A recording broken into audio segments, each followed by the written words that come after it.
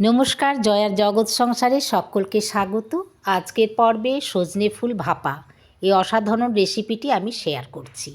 সজনে ফুলগুলোকে ভালো করে বেছে ধুয়ে নিয়ে মিক্সির মধ্যে একটু পেস্ট করে নিলাম। দেখুন, প্রথমে খুব মিহি করলাম না। এরপরে আমি দুটো কাঁচা লঙ্কা দিলাম, আপনারা চাইলে যেমন ঝাল পছন্দ সেরকম দেবেন। আর আমি দিলাম একটুখানি হলুদের গুঁড়ো, আর দিলাম পরিমাণ মতো লবণ।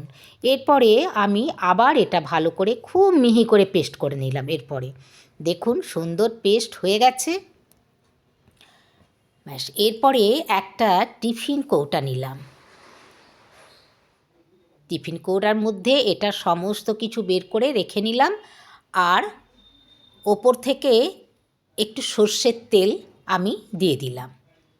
তারপরে এটা ভালো করে আরেকবার মেখে নেবেন, হয় চামচেও মেখে নিতে পারেন বা হাতে করে, যেভাবে হোক এটাকে ভালো করে মিশিয়ে নিতে হবে সমস্ত ফুল বাটাটার সাথে।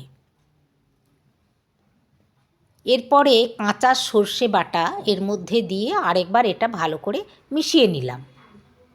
মিশিয়ে নেওয়ার পর এদিকে একটা পাত্র গ্যাসে আমি কিন্তু জল সমেত পাত্র বসিয়ে দিয়েছি।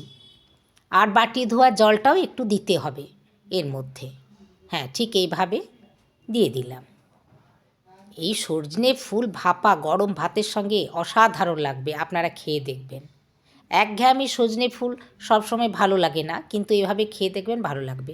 এরপরে পুরো টিফিন কৌটার মধ্যে চামচে করে এইভাবে ছড়িয়ে দেবেন। ছড়িয়ে দেওয়ার পরে টিফিন কৌটার ঢাকাটা বন্ধ করে দিতে হবে। বন্ধ করে দিন। এদিকে জল গরম হয়ে গেছে দেখুন পাত্রতে। এরপরে একটা স্ট্যান্ড এর মধ্যে দিয়ে দিতে হবে। ব্যাস, স্ট্যান্ডটা দিয়ে এর ওপরে টিফিন কৌটা রেখে আর ওপর থেকে ঢাকা দিয়ে জাস্ট 10 মিনিট, 8 থেকে 10 মিনিট ব্যাস খুলে নেবেন। তারপরে দেখুন 10 মিনিট হয়ে গেলে এটা কিন্তু সুন্দর হয়ে যাবে, ভেপে যাবে। ব্যাস, এরপরে এটাকে একটু ঠান্ডা হবে, তারপরে আপনি এটা কিন্তু খুলবেন। দেখবেন এরকম হয়ে গেছে, গরম গরম গরম ঝুরঝুরে ভাতের সাথে খাবেন, অসাধারণ লাগবে। ভিডিওটি যদি ভালো লাগে অবশ্যই লাইক করবেন, শেয়ার করবেন, সাবস্ক্রাইব করবেন আর মতামত জানাবেন। নমস্কার।